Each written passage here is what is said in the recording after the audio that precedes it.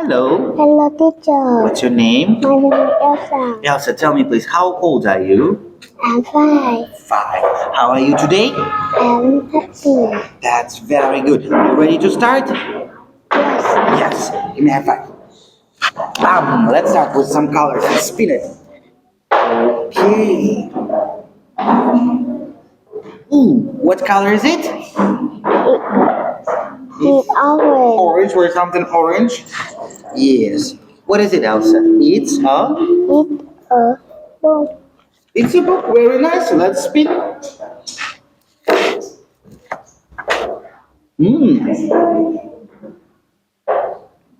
Tell me, what color is it? It's brown. It's brown. Let's spin.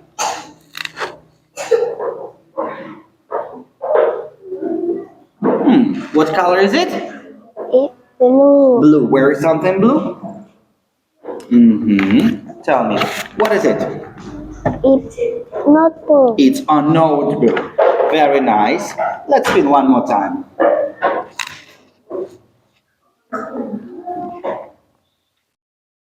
What color is it? It's yellow. Yellow. Find me yellow.